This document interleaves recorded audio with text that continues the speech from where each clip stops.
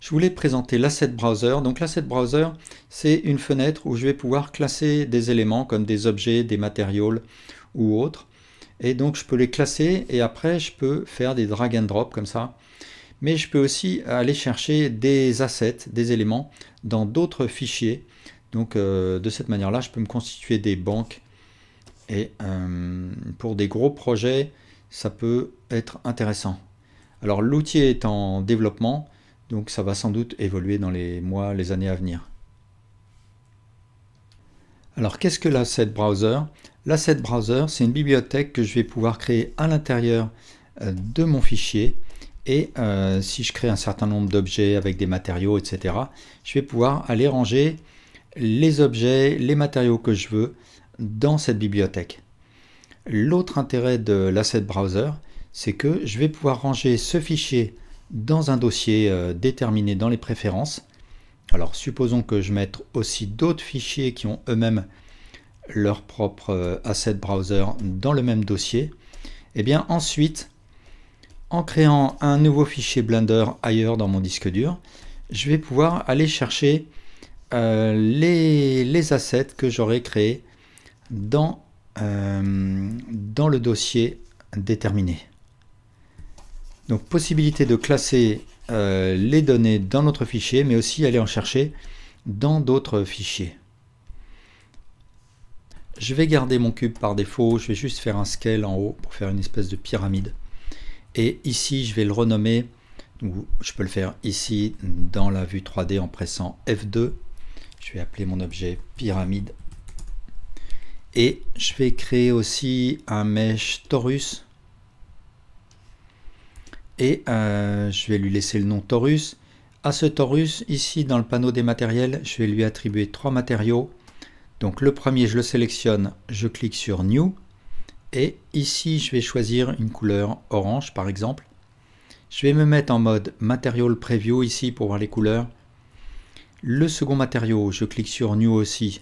Et là, je vais choisir un bleu foncé. Et le troisième, je vais choisir un bleu clair. Donc voilà, j'ai 3 matériaux, 2 objets et j'ai envie de les classer dans l'Asset Browser parce que c'est des objets ou des matériaux dont je peux avoir besoin souvent ou dont je pourrais avoir besoin dans un autre fichier. Donc ici, je vais aller chercher l'Asset Browser et pour l'instant, j'ai rien du tout dans mon Asset Browser. Je vais cliquer ici sur la pyramide, faire un clic droit dans l'outliner là et choisir Mark as Asset. Et du coup ici, si je clique sur All, je vais pouvoir voir s'afficher mon objet. Et je vais faire pareil pour le torus. Ici dans l'outliner, je le sélectionne, je fais Mark as Asset. Et si je déplie ici la hiérarchie, j'ai accès aux matériaux qui sont utilisés par le mesh. Donc je peux faire un clic droit, Mark as Asset. Et je peux faire pareil pour les autres, ou bien ici dans le panneau des matériaux, je sélectionne le deuxième matériau et je fais Mark as Asset et le troisième Mark as Asset. Et donc tous les éléments que j'ai transformés en Asset viennent s'afficher dans l'Asset Browser. Et si je le souhaite, je peux saisir un de ces éléments et le déposer dans ma scène 3D. Et là, je peux voir qu'il s'agit d'un nouveau mesh qui n'est pas lié au mesh original. Je peux faire un drag and drop d'un matériau sur un objet. Je peux aussi sélectionner mon objet, aller dans le panneau des matériels et puis faire un glisser-déposer d'un matériel sur un slot. Alors je peux choisir un mode d'affichage un peu plus petit ou plus grand. Ici, je vais choisir un mode médium pour agrandir mes éléments. Je peux les classer ici à gauche. Donc si je clique sur le petit plus ici, ça va me créer un catalogue, c'est-à-dire un dossier. Ce dossier, je vais l'appeler par exemple objet et je vais recliquer sur All qui m'affiche l'ensemble de mes éléments. Je vais sélectionner mes objets et je vais faire un drag and drop sur objet. Et du coup, maintenant, dans All, j'ai toujours l'ensemble de mes éléments. Si je clique sur le dossier Objet, sur le catalogue Objet, je vais avoir ceux que j'ai glissés-déposés. Si je clique sur Unassigned, je vais avoir les éléments, les assets qui n'ont pas été encore glissés dans un dossier. Donc par exemple, pour ces éléments, je peux créer un nouveau dossier que je vais appeler Materials. Et je les sélectionne ici ou dans Unassigned. Et je fais un glisser-déposer sur le dossier Materials. Donc, dans Unassigned, j'ai plus rien puisque maintenant mes Materials sont dans le dossier Materials. Alors les dossiers ils vont se classer par ordre alphabétique, donc si je veux que Objet soit au-dessus de Materials, bah, tout simplement je tape 0, 1 par exemple et il va venir se classer avant. Je peux aussi faire un clic droit Delete Catalogue. Donc dans ce cas-là, ça va me supprimer le dossier, mais les éléments, mes deux objets sont toujours présents dans mon asset browser. Donc je vais recréer un catalogue que je vais appeler Objet pour y reglisser ma pyramide et mon torus. Je peux créer des sous-dossiers. Donc si je crée par exemple un dossier qui s'appelle pyramide, je peux le glisser déposer dans Objet et donc maintenant sous Objet je vais avoir un dossier qui s'appelle pyramide dans lequel je peux glisser ma pyramide. Du coup si je reste sur Objet je vais voir l'ensemble des objets qui sont sous Object, mais si je clique sur pyramide j'aurai la pyramide elle-même. Donc je vais la reglisser sur Object, je vais supprimer pyramide avec Delete Catalogue.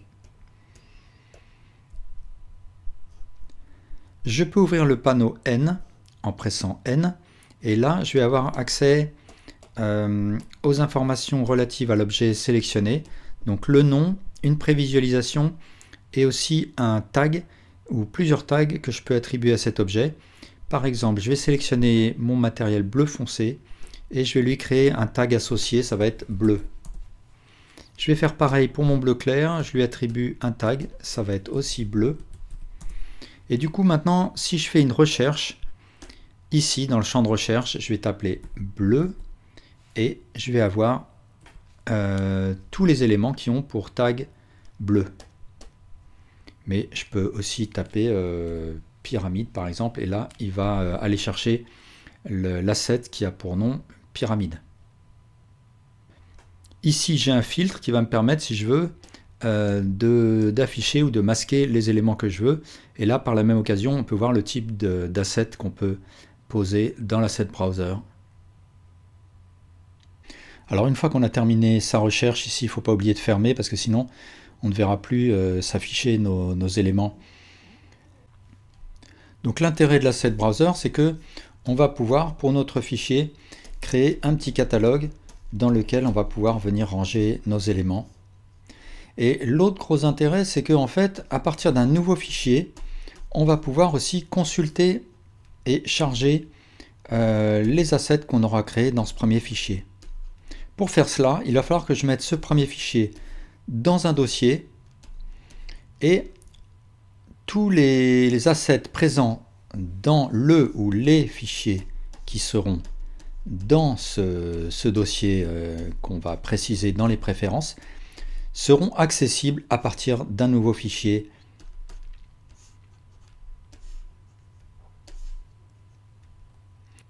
Alors, pour déterminer le dossier dans lequel je vais aller ranger tous les assets que je souhaite partager, eh bien, je vais dans Edit, Préférences. Ensuite, je clique sur File Path et sous Asset Libraries et Path, je vais aller choisir le chemin vers le dossier en question. Donc, je choisis mon chemin. Là, pour l'instant, mon dossier n'existe pas encore. Donc, je clique sur la petite icône là. Je vais appeler mon dossier Assets, Enter. Je double-clique sur le dossier. Je fais Accept. Ensuite, ce chemin, je vais l'appeler User Library, mais je peux choisir d'autres dossiers en cliquant sur le petit plus là. Ensuite, je fais un Save Préférences. Je ferme ce pop-up et je vais sauver ce fichier dans le dossier en question.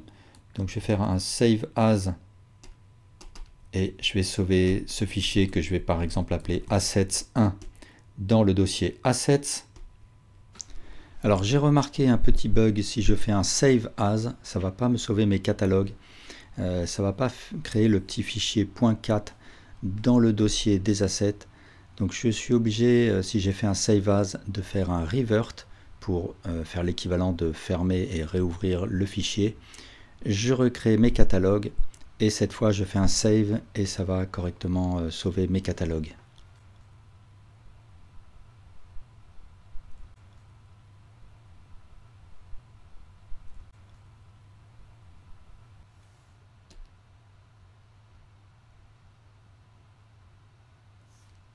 Alors supposons que je crée un nouveau fichier et ce fichier, ça va être une scène qui fait partie d'un plus large projet. Et dans ce projet, l'asset browser va me permettre de partager les mêmes assets pour différents fichiers. Donc ici, je vais ouvrir l'asset browser. Par défaut, il est en mode current file, c'est-à-dire qu'il va m'afficher les assets propres à ce fichier lui-même. Mais moi, ce qui m'intéresse, c'est d'aller voir l'user library, c'est-à-dire les assets qui ont été rangés dans le dossier assets, tel que je l'ai défini dans les préférences. Et là, ce que je peux voir, ce sont tous les assets qui sont présents dans ce dossier assets. Donc ces assets-là, ces matériaux, ces objets, ne font pas partie de ce nouveau fichier à proprement parler. C'est juste une visualisation d'éléments partagés.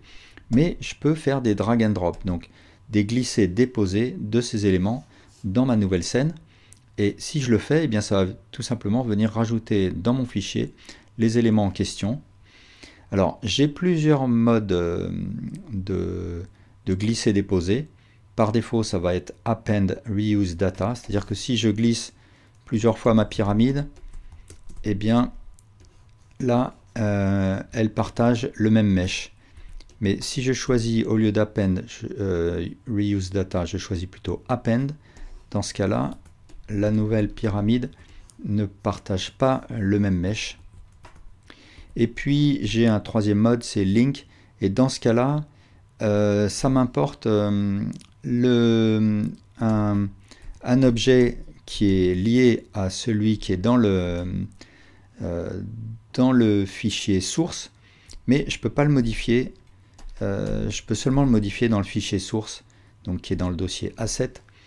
Si je veux, je peux faire un object relation make local et selected object and data, et dans ce cas-là, l'objet devient manipulable, mais il n'est plus lié à sa source. Alors petite précision, les éléments que je vais importer dans ma scène font maintenant partie de mon fichier lui-même. Toute modification que je ferai n'affecteront pas l'asset original. Je ne peux pas non plus exporter un objet comme asset, parce que si je l'enregistre, si je fais un mark as asset, cela va venir nourrir la bibliothèque locale de mon fichier, mais pas l'user library. Si je veux nourrir l'user library avec un nouvel asset, eh bien à ce moment-là, il faut que j'ouvre un fichier qui est dans le dossier assets, et puis je fais un copier-coller de mon élément dans ce fichier, et là je fais un mark as asset, et il va venir se ranger comme asset dans mon fichier, et il sera donc disponible cette fois-ci dans l'user library. Voilà, merci beaucoup pour votre attention.